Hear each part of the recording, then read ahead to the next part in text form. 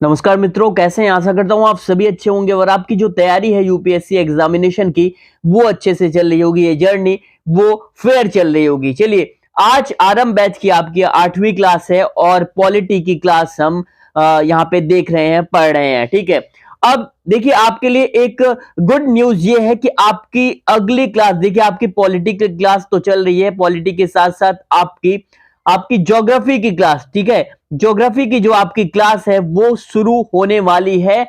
और ये कब शुरू होगी वो आपको 1 से 2 दिनों में बता दिया जाएगा। शेड्यूल जो है आपका वो आपको मिल जाएगा हमारे टेलीग्राम चैनल पर। ठीक है, और यहाँ पे भी जो मैं यहाँ पे क्लासेस लेता हूँ वहां पे भी आपको शेड्यूल बता दिया जाएगा। ठीक है, तो चलिए शुरू करते हैं आज की क्लास। लेकिन आरंभ बैच के बारे में उन बच्चों को बता दें जो अभी आज जुड़े हैं हमारे इस क्लास से, इस बैच से। ठीक है, देखिए आरंभ बैच जो है वो उन बच्चों के लिए है जो यूपीएससी की तैयारी करना चाहते हैं, लेकिन पैसों के अभाव में पैसे नहीं होते हैं। दिल्ली जैसे बड़े शहर में, आपके प्रयागराज, जयपुर जैसे बड़े शहर में जाकर तैयारी नहीं कर पाते हैं, उनके पास पैसे नहीं होते हैं। उन बच्चों के लिए ये तैयारी बिल्कुल निःशुल्क है।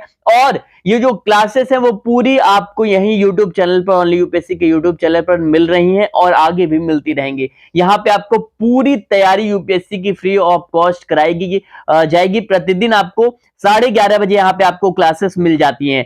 7 क्लासेस हो चुके हैं जो कि पॉलिटी सब्जेक्ट से चल रही हैं। जिनकी क्लासेस अभी नहीं हो पाई हैं आरंभ बैच की, वो इसी वीडियो के डिस्क्रिप्शन बॉक्स में प्लेलिस्ट दिया गया है, उसकी लिंक दी गई है। वहां पे आप जाकर 6-7 क्लासेस जो पॉलिटी की हुई हैं वो देख सकते हैं। और आज ये 8वीं क्लास है। देखिए, ये आरंभ बैच 2024, 2025 और 2026, ठीक है, इन 3 साल को टारगेट करके शुरू किया गया है। और जो बच्चे 2024, 25, 26 इन 3 साल में किसी भी ईयर में आप एग्जामिनेशन में अपेयर होने जा रहे हैं यूपीएससी के, वो यहां से फ्री ऑफ कॉस्ट तैयारी कर सकते हैं। ठीक है, चलिए शुरू करते हैं यहाँ आपकी 8वीं क्लास। और एक दुख भरी खबर हमारी तरफ से यह है कि भाई जो क्लासेस अभी हो रही हैं, 7 क्लासेस हुई हैं, उनमें आप बच्चों का ज्यादा एंगेजमेंट देखने को नहीं मिल रहा है। बहुत कम संख्या में बच्चे यहाँ पे जुड़ रहे हैं, क्लासेस कर रहे हैं। तो प्लीज आपसे ये रिक्वेस्ट है कि आप अगर क्लासेस कर रहे हैं तो कमेंट सेक्शन में ये भी बताया करें कि क्लास कैसी लगी। लाइक का बटन जरूर दबाएं और अपने दोस्तों तक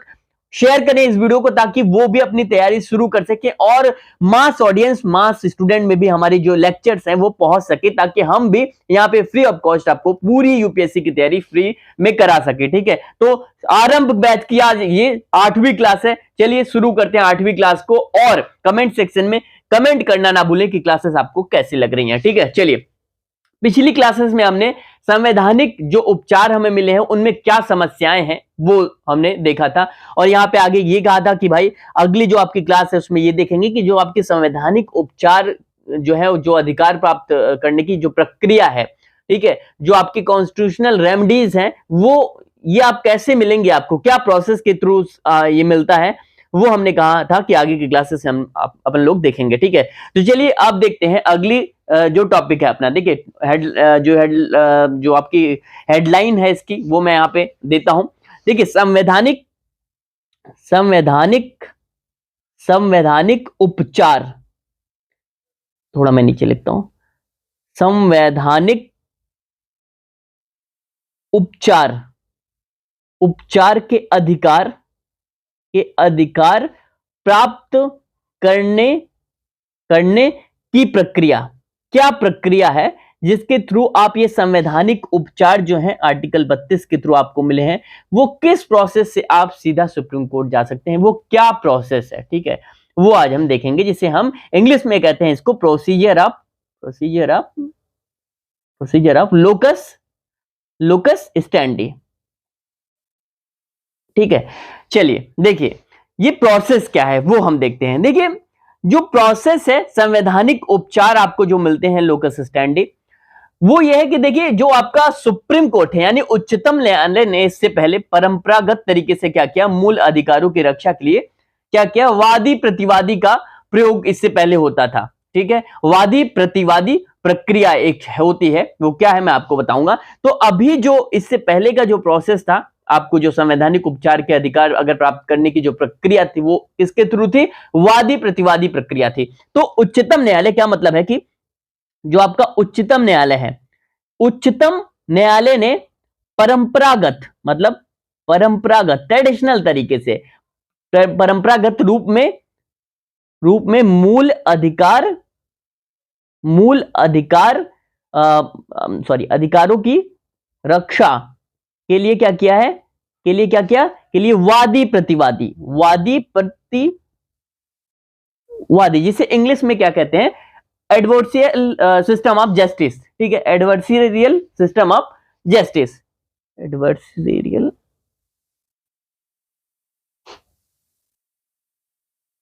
सिस्टम ऑफ जस्टिस, ठीक है। तो वादी प्रतिवादी जो प्रक्रिया है, वादी प्रतिवादी जो प्रक्रिया है, प्रक्रिया का अभी तक प्रयोग किया, ठीक है, वादी प्रतिवादी प्रक्रिया का प्रयोग किया।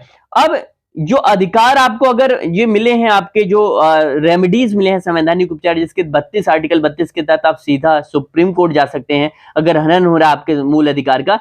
तो जो प्रक्रिया है वो ये है कि अभी तक उच्चतम न्यायालय क्या कहता था कि भाई जो ट्रेडिशनल रूप से क्या था, मूल अधिकारों की अगर रक्षा के लिए वादी प्रतिवादी प्रक्रिया का प्रयोग होता था, यानी कि जो आपका एडवर्सेरियल सिस्टम ऑफ जस्टिस जो है, ठीक है, उसका प्रयोग किया जाता था, ठीक है। अब ये जो आपका वादी प्रतिवादी प्रक्रिया है वो क्या है, देखिए, ये जो आपकी वादी प्रतिवादी प्रक्रिया थी, इसके अनुसार ये था, इसके अनुसार क्या था, इसके अनुसार जो आपके मूल अधिकारों की रक्षा के लिए वही व्यक्ति क्या करता था, उच्चतम न्यायालय जाता था जिसके मूल अधिकार का हनन हुआ है। मान लेते हैं आपके मूल अधिकार का हनन हुआ है, तो आप ही क्या करेंगे, कहां जाएंगे, आप ही जाएंगे, कहां, सुप्रीम कोर्ट जाएंगे, दरवाजा खटखटाएंगे, कोई दूसरा नहीं जाएगा। तो क्या था वादी प्रतिवादी प्रक्रिया, अगर आपके मूल अधिकार का उल्लंघन हुआ है तो आप खटखटाएंगे दरवाजा, आप ही खुद स्वयं जाएंगे, यहां दरवाजा खटखटाएंगे सुप्रीम कोर्ट का, ठीक है। और ये प्रक्रिया है, ठीक है। तो क्या है ये आपका जो एडवर्सेरियल सिस्टम ऑफ जस्टिस क्या है, वादी प्रतिवादी प्रक्रिया क्या है, इसके अनुसार मूल अधिकारों की रक्षा के लिए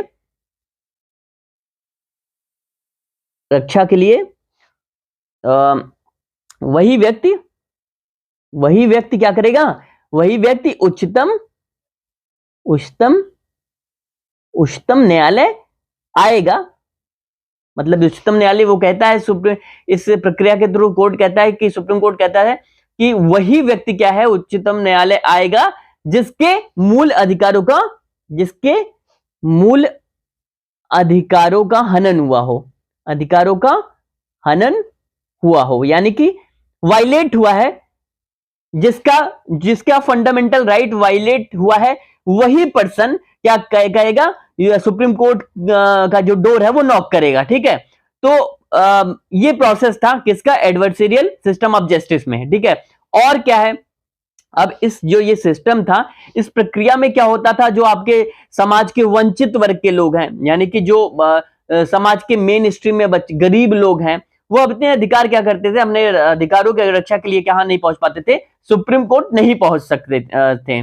तो इसमें क्या थी, इसमें खामियां थी, ठीक है। तो अगले प्रोसेस में हम क्या कह सकते हैं कि इस प्रक्रिया के कारण देखिए मैं पॉइंटर में इसलिए लिखवा रहा हूं बार बार कि यूपीएससी अपने मेंस एग्जामिनेशन, हमने टॉपर की कॉपी भी देखो, टॉपर्स भी इसी तरीके से अपने नोट्स को क्या करते हैं, बनाते हैं, और जिसकी वजह से आपके जो आंसर आपके इसी तरीके से पॉइंटर फॉर्म में अगर आप लिखेंगे, जैसे नोट्स बनवा रहा हूं, तो आपको यूपीएससी के मेंस एग्जामिनेशन में लिखने में भी कोई दिक्कत नहीं आएगी, ठीक है। तो नोट्स इसी फॉर्मेट में बनाते चलें, ठीक है। तो क्या है भाई, जो इस प्रक्रिया के कारण क्या हुआ, इस प्रक्रिया के कारण समाज का जो वंचित वर्ग कौन है, गरीब लोग, शोषित लोग, वो लोग क्या है, वो अपने अधिकारों के लिए क्या है, अपने अधिकारों की रक्षा के लिए, यानी मूल अधिकार अगर उनका वायलेट हो रहा है, तो उसके लिए क्या किए, उसके लिए उच्चतम न्यायालय नहीं पहुंच पाए। क्या हुआ, उच्चतम न्यायालय नहीं पहुंच सका।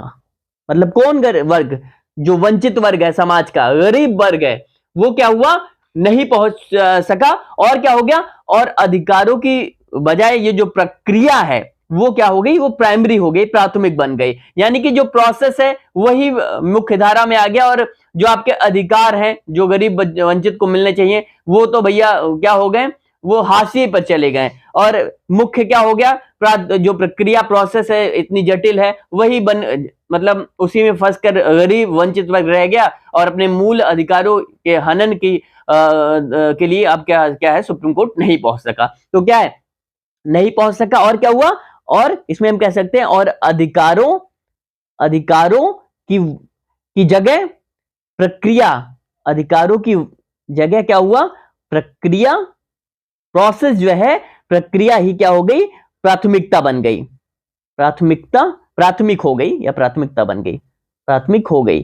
ठीक है, तो अब क्या कहा है कि इस प्रक्रिया के कारण समाज का जो वंचित वर्ग है, कहने का मतलब है कि जैसे मैंने पहले बताया इसमें क्या है, वादी प्रतिवादी प्रक्रिया में क्या था कि इसके अनुसार था जो मूल अधिकारों का अगर हनन होगा तो आपके मूल अधिकार का हनन हो रहा है तो आप ही स्वयं जाएंगे कहां, सुप्रीम कोर्ट दरवाजा खटखटाएंगे, दूसरा कोई नहीं जाएगा। ऐसे में अगर देखिए यहां पे पॉइंट, अगला पॉइंट ये लिखवाया है, क्या हुआ, ऐसे में अगर एक गरीब व्यक्ति के मूल अधिकारों का हनन हो रहा है तो उसके पास तो उतना वो नहीं है, इतनी जटिल प्रक्रिया है। जो गरीब समाज का वंचित वर्ग है, गरीब वर्ग है, वो क्या है, वो तो अकेले नहीं जा पाएगा ना, उसमें डर भी रहता है, पैसों का अभाव रहता है, बहुत सी चीज रहती है। तो क्या हो गया, जो वंचित वर्ग है वो अपने अधिकारों की रक्षा के लिए उच्चतम न्यायालय नहीं पहुंच सका। और फिर क्या हुआ, जो आपके अधिकार जो हैं, जो राइट हैं मिलने चाहिए, उसकी जगह क्या प्राथमिकता प्राइमरी बन गया। ये जो प्रोसीजर है वही मेन मुख्य धारा बन गया कि भैया प्रोसीजर कंप्लीट करो। तो पहला क्या बन गया, प्रोसीजर ही मुख्य बन गया, और जो अधिकारों का हनन हो रहा था वो हाशिए पर चला गया। ठीक है, तो ये क्या हुई, ये जो आपका क्या है, ये जो आपका क्या है, ये जो वादी प्रतिवादी प्रक्रिया थी आपकी, एडवर्सेरियल सिस्टम ऑफ जस्टिस क्या थी, प्रोसीजर जिसमें संवैधानिक उपचार प्राप्त किए जाते थे, जो प्रक्रिया थी वो काफी जटिल थी। ठीक है, तो बाद में चलकर क्या हुआ, ये जो जटिल प्रक्रिया थी, यानी कि एडवर्सेरियल सिस्टम ऑफ जस्टिस, इसको क्या किया गया, इसमें परिवर्तन लाया गया, इसमें क्या किया गया, चेंजेस लाए गए। ठीक है, तो अब वो क्या चेंजेस लाए गए वो हम अगली हेडिंग में देखते हैं। देखिए अगला क्या है, परिवर्तित प्रक्रिया, परिवर्तित प्रक्रिया किस चीज के लिए, मूल अधिकारों की रक्षा के लिए, किस चीज के लिए, मूल अधिकारों की रक्षा के लिए। अब देखिए परिवर्तित प्रक्रिया यानी कि जो ये प्रोसेस था वादी प्रतिवादी प्रक्रिया का, ठीक है, एडवर्सेरियल सिस्टम ऑफ जस्टिस का जो प्रोसेस था उसमें क्या बदलाव किया गया, परिवर्तन किया गया, चेंजेस किया गया इस प्रोसेस में। ठीक है, अब क्या हुआ, पहले क्या था, वही व्यक्ति जाएगा ना, अब इसमें चेंज किया गया। इसमें क्या चेंज किया गया, अब ये क्या था कि आपका जो परंपरागत वादी प्रतिवादी न्याय की जो प्रणाली चल रही थी उसको क्या गया, उसको चेंज किया गया। चेंज करते हुए पहली बार जो आपका उच्चतम न्यायालय सुप्रीम कोर्ट है वो क्या किया, वो किसी तीसरे व्यक्ति को समूह के अधिकार की रक्षा के लिए सुप्रीम कोर्ट आने की इजाजत दे दिया।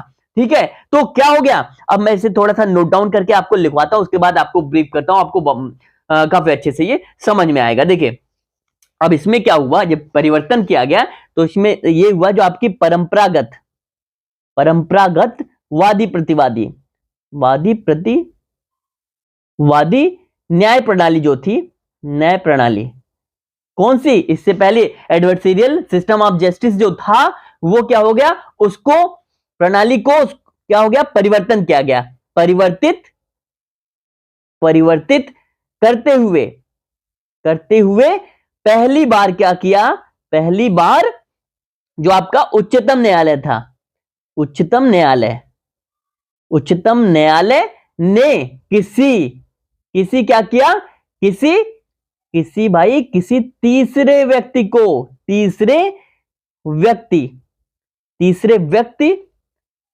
को क्या किया, को आपके एक मिनट को समूह के अधिकार के लिए, समूह के अधिकार की रक्षा के लिए क्या किया गया, रक्षा के लिए उच्चतम न्यायालय यानी सुप्रीम कोर्ट न्यायालय में आने की इजाजत दे दी। अब देखिए, अब क्या किया, प्रोसेस चेंज कर दिया। पहले क्या था, पहले अगर आपका जो फंडामेंटल राइट वायलेट हो रहा है, यानी कि आपके मूल अधिकार का उल्लंघन हो रहा है, तो आप ही जाएंगे कहां, सुप्रीम कोर्ट, और दरवाजा खटखटाएंगे। लेकिन अब क्या हुआ, इसमें चेंज लाया गया, और ये जो पुरानी प्रक्रिया थी, परंपरागत वादी प्रतिवादी न्याय प्रणाली थी, उसमें बदलाव करके, परिवर्तन करते पहली बार क्या किया, उच्चतम न्यायालय ने किसी तीसरे व्यक्ति को, यानी कि मान लीजिए आपके फंडामेंटल राइट का हनन हो रहा है, ठीक है, आपके किसी और व्यक्ति की, यानी कि आप 4-5 लोग हैं, आपके एक समूह है, आपका गांव के 4-5 लोग हैं, और कोई एक व्यक्ति है, या कोई भी समूह है, या फिर कोई भी व्यक्ति है, ये क्या कर रहा है, ये आप सभी लोगों के मूल अधिकारों का अगर उल्लंघन कर रहा है, ये व्यक्ति, कोई आपकी ये ग्रुप है, आप का एक नाम का ग्रुप है आपका, 3-4 लोग, 5 लोग हैं, या 2 लोग हैं, या एक से अधिक लोग हैं, ठीक है, और ये व्यक्ति या ये संस्था अगर आपके मूल अधिकार का उल्लंघन कर रही है, तो क्या हुआ, अब ऐसा कहा गया कि ये जो तीसरा व्यक्ति है, ये तीसरा व्यक्ति वो क्या करेगा, वो करेगा क्या, वो कहेगा कि भैया मैं इनकी तरफ से, ये जो व्यक्ति है, ये समूह जो है ना, इनकी तरफ से कहां जाएगा, इनकी तरफ से ये क्या है, तीसरा व्यक्ति सीधा कहां जा सकता है, सुप्रीम कोर्ट जा सकता है, और क्या कर सकता है, दरवाजा खटखटा सकता है, किसका, सुप्रीम कोर्ट का, और कह सकता है कि इनके ये हैं, इनके मूल अधिकार का उल्लंघन हो रहा है, कृपया सुनवाई की जाए। सुप्रीम कोर्ट ने इसे इजाजत दे दी। अब इससे क्या हुआ, ये जो गरीब लोग हैं, जो लोग अपने अधिकार, मूल अधिकार के लिए, ये जो गरीब लोग हैं अपने मूल अधिकार के लिए के हनन पर, वायलेट जब हो रहा था इनका फंडामेंटल राइट, तो ये गरीब लोग नहीं पहुंच पा रहे थे। तो अब क्या हुआ, ये तीसरा कोई भी व्यक्ति, तीसरा वकील भी हो सकता है, कोई भी हो सकता है, वो क्या होता है, वो पहुंच गया इनकी तरफ से सुनवाई करने, सीधा सुप्रीम कोर्ट की, भैया इन लोगों के मूल अधिकार का उल्लंघन हो रहा है, कृपया सुनवाई की जाए, साहब सुनवाई करिए, सर सुनवाई करिए उच्चतम न्यायालय में जाकर, कोर्ट में, ठीक है। तो अब ये इसमें अब क्या हुआ, इसमें गरीब लोग भी क्या कर पाए, यहां पे उनका भी एक्सेस हो पाया, कहां, सुप्रीम कोर्ट पहुंचने का, ठीक है। तो अब इसमें परिवर्तन किया गया, ठीक है। और देखिए, और सुप्रीम कोर्ट ने क्या कहा, सुप्रीम कोर्ट ने कहा, अगले पॉइंट में मैं, सुप्रीम कोर्ट ने कहा कि जो है, यहां तक कह दिया कि एक पोस्ट कार्ड या फिर समाचार पत्र के रिपोर्ट को भी याचिका मान लिया जाएगा। देखिए बहुत इंपॉर्टेंट है, बहुत इंपॉर्टेंट पॉइंट है ये आज की डेट में, ये इतना, ये मानिए, ये जनहित याचिका है, वो आप सुनते आए होंगे, PIL, ठीक है, पिटीशन जो दायर की जाती है, पिटीशन और जनहित याचिकाएं, ये सब इसी के अंदर। अब देखिए अगले पॉइंट में, उच्चतम न्यायालय ने क्या कहा, उच्चतम न्यायालय ने यहां तक कह दिया, यहां तक कह दिया, क्या कह दिया भैया, कह दिया, एक मिनट, कह दिया कि एक पोस्ट कार्ड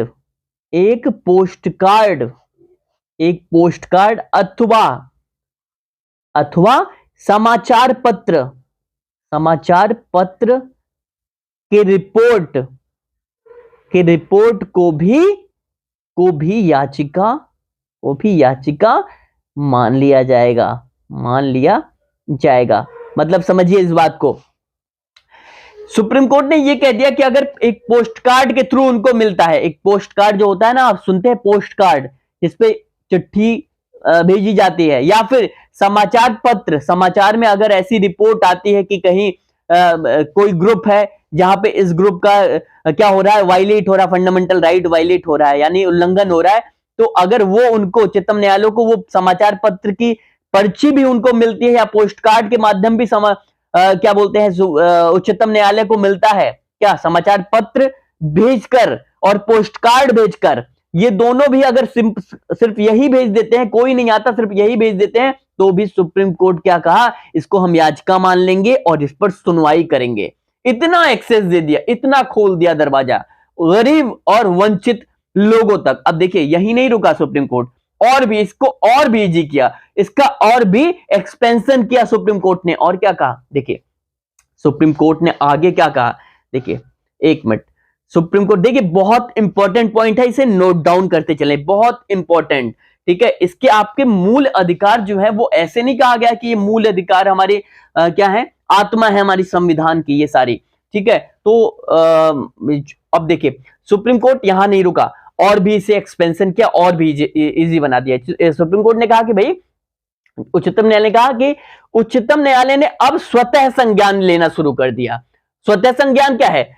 स्वतः संज्ञान लेना शुरू कर दिया। स्वतः संज्ञान का मतलब, अगर सुप्रीम कोर्ट को कहीं दिखा कि अगर किसी व्यक्तियों के मूल अधिकार का उल्लंघन हो रहा है, सुप्रीम कोर्ट खुद पा रहा है कि किसी द्वारा मतलब अगर सुप्रीम कोर्ट में कोई नोटिस ना भेजे, सुप्रीम कोर्ट में कोई दरवाजा भी ना खटखटाए, और सुप्रीम कोर्ट अगर सुप्रीम कोर्ट के संज्ञान में आ गया, सुप्रीम कोर्ट स्वयं ये देख लिया कि कहीं भैया किसी के मूल अधिकार का हनन हो रहा है, तो सुप्रीम कोर्ट क्या करेगा? खुद ही उनके अधिकारों का की रक्षा का क्या करेगा? पहल करेगा। ठीक है, तो मतलब सो मोटो एक्शन, इसे क्या कहते हैं? सो मोटो एक्शन। अब देखिए, ये इंपॉर्टेंट वर्ड है जो लगातार आप आजकल समाचार पत्रों में देखते होंगे, न्यूज चैनल्स में देखते होंगे। सू मोटो एक्शन, उच्चतम न्यायालय सुप्रीम कोर्ट ने सू मोटो एक्शन लिया, स्वतः संज्ञान लिया सुप्रीम कोर्ट ने। जैसे आपका ये मानिए कि आपका दिल्ली और अन्य जगहों पर प्रदूषण की समस्याएं होती है, तो ये जो कोर्ट होता है वो सू मोटो एक्शन ले लेता है, कई बार स्वतः संज्ञान ले लेता है। कहीं कोई घटना घटती है और सरकारें चुप रहती है, सुप्रीम कोर्ट तो क्या करता है? उस पर सुप्रीम कोर्ट सू मोटो एक्शन लेके कहता है भैया ये सरकार क्या कर रही है, तलब करती है सरकार को और कहता है भैया इसमें जांच करो। कोर्ट कहता है इसमें जांच करो, देखो क्या हो रहा है। और तो ये क्या है? ये स्वतः संज्ञान लेना सुप्रीम कोर्ट का हुआ। ठीक है, तो अब क्या किया? यही नहीं रुका सुप्रीम कोर्ट, क्या किया? सुप्रीम कोर्ट ने कहा उच्चतम न्यायालय जो है, उच्चतम न्यायालय के द्वारा स्वतः संज्ञान सू मोटो एक्शन जिसे कहते हैं इंग्लिश में, ये वर्ड बहुत इंपॉर्टेंट है, सू मोटो एक्शन। ठीक है, तो सुप्रीम कोर्ट ने के द्वारा स्वतः संज्ञान लेते हुए व्यक्तियों के अधिकारों की रक्षा की पहल की। मतलब समझ गया ना कि अगर उसे दिखा कहीं कोई गलत हो रहा है, जहां ये गलत हो रहा है, तो सुप्रीम कोर्ट क्या करता है? सुप्रीम कोर्ट खुद कूद जाता है उसमें और कहता है भैया ये गलत हो रहा है, हम इस पर खुद सुनवाई करेंगे, कोई आए या ना आए, हम इस पर स्वतः संज्ञान ले रहे हैं और खुद सुनवाई करेंगे। ठीक है, तो इतना खोल कर रख दिया सुप्रीम कोर्ट ने। ठीक है, अब देखिए यही भी नहीं रुका, सुप्रीम कोर्ट और भी इजी बना दिया। अब देखिए इतना खोल कर रख दिया चीजों को कि अब आपके जो अधिकार, अगर आपके फंडामेंटल राइट वायलेट होते हैं, मूल अधिकार का उल्लंघन होता है, तो आप इजीली एक्सेस कर पाते हैं उच्चतम न्यायालय का। अब देखिए उच्चतम न्यायालय की इस प्रक्रिया को क्या है? जनहित याचिका का नाम दिया गया। किसका नाम? जो अभी हमने देखा पोस्ट कार्ड के द्वारा, समाचार पत्र के रिपोर्ट के द्वारा, और कोई तीसरा व्यक्ति अगर समूह के अधिकार का हनन हो रहा है तो चला जा रहा है, तो ये क्या है? इसे हम जनहित याचिका के नाम से जानते हैं। क्या? जिसे जिसे जानते हैं। ठीक है, पब्लिक इंटरेस्ट लिटिगेशन, PIL जिसे इंग्लिश में कहते हैं। ठीक है, जिसे हिंदी में सामाजिक हित याचिका कहते हैं। तो अगले वर्ड्स में हम ये लिखते हैं कि उच्चतम न्यायालय, आप लगातार न्यूज चैनल्स में PIL, अश्वनी उपाध्याय ने PIL जो है याचिका दायर की है सुप्रीम कोर्ट में, या फिर अन्य जो आपके वो हैं वकील हैं, एडवोकेट्स हैं, उन्होंने PIL जारी की, क्या किया? याचिका जारी की, किसमें? दाखिल की है कोर्ट में। तो ये क्या है? ये यही है उच्चतम न्यायालय की इस प्रक्रिया को क्या कहा गया? को जनहित याचिका का नाम दिया गया। क्या कहते हैं इसको? PIL, public interest litigation. ठीक है, और इसका अलग नाम क्या है? इसका अगला नाम क्या है? इसी को क्या कहते हैं? और शब्दों में इसी को क्या कहते हैं? अगला नाम सामाजिक हित याचिका, यानी कि समाज के हित के लिए ऐसी जो याचिका दायर की जाती है। ठीक है, तो इसका अगला नाम क्या है? सामाजिक हित याचिका का भी इसे क्या किया गया? का भी नाम दिया गया। ठीक है, तो अब क्या है? अब जो उच्चतम न्यायालय ने अनुच्छेद 32 के अंतर्गत सुने जाने के अधिकार, राइट टू हियर, का विस्तार कर दिया। तो क्या किया, ये सब जब किया तो क्या हुआ, एक मिनट, ये सब क्या, तो अब क्या हुआ, उच्चतम न्यायालय ने क्या कर दिया, इसके द्वारा क्या हुआ, इसके द्वारा जो उच्चतम न्यायालय ने क्या किया, उच्चतम न्यायालय ने अनुच्छेद 32 यानी कि आर्टिकल 32 जो है के अंतर्गत क्या किया, के अंतर्गत सुने जाने का अधिकार, सुने जाने एक मिनट का अधिकार यानी कि राइट टू हियर जिसे इंग्लिश में कहेंगे, ठीक है, राइट टू हियर का क्या किया, हियर का इसका क्या किया, का विस्तार कर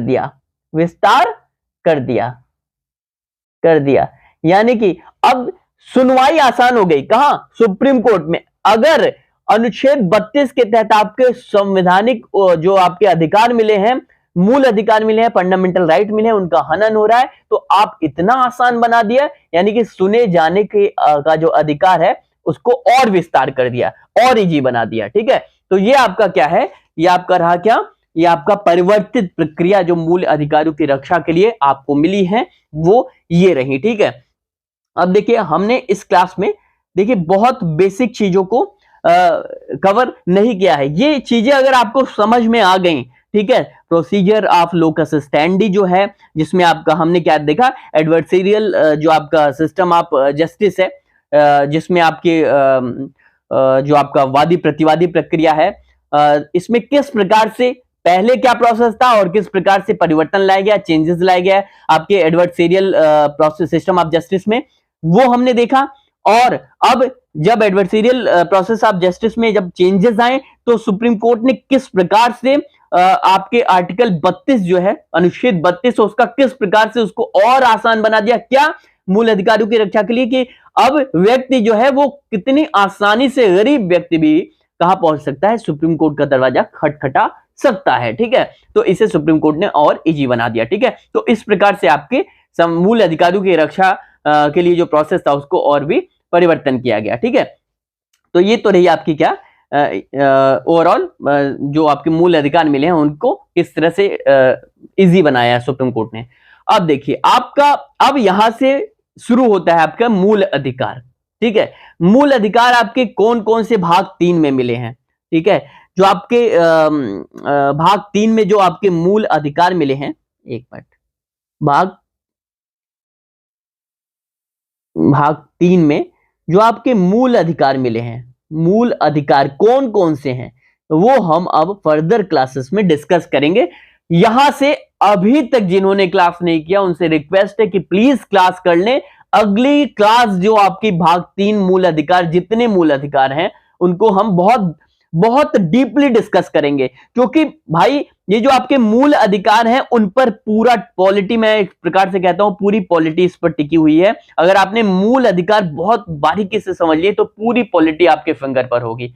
तो वैधानिक अधिकार जैसे विधि के समक्ष जो समानता है का अधिकार आर्टिकल 14 है, इसमें इक्वलिटी बिफोर लॉ है, यानी विधि के समक्ष समान जो होगा प्रत्येक व्यक्ति, वो सारी चीजें हम अगले क्लासेस में, फर्दर क्लासेस में भाग 3 पढ़ेंगे। और जो आपकी कल की क्लास है वो बहुत लंबी होने वाली है, ठीक है। इसको इसलिए नहीं स्टार्ट कर रहा हूं क्योंकि चीजें फ्रेश माइंड से आप अगली क्लासेस में देखें, ठीक है।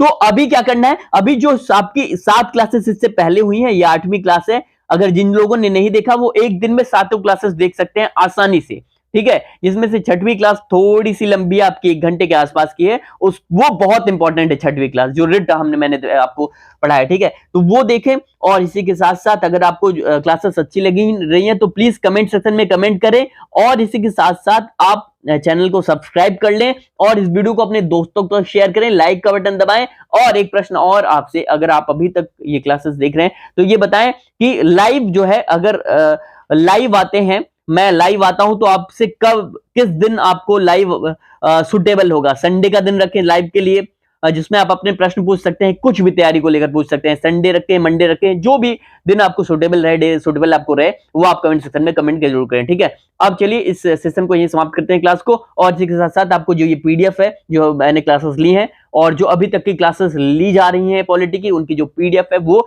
हमारे टेलीग्राम चैनल पे मिलेगी, जिसके जो लिंक है टेलीग्राम चैनल के हमारे, उसके जो ओवरऑल लिंक है वो इसी वीडियो के डिस्क्रिप्शन बॉक्स में दिया गया है। जाइए उस लिंक पर क्लिक करिए, टेलीग्राम चैनल ज्वाइन करिए, और ये सारी जो क्लासेस हैं आपकी, उसकी पीडीएफ आपको फ्री ऑफ कॉस्ट मुफ्त यहाँ पे मिल जाएंगी, ठीक है। चलिए बहुत बहुत धन्यवाद।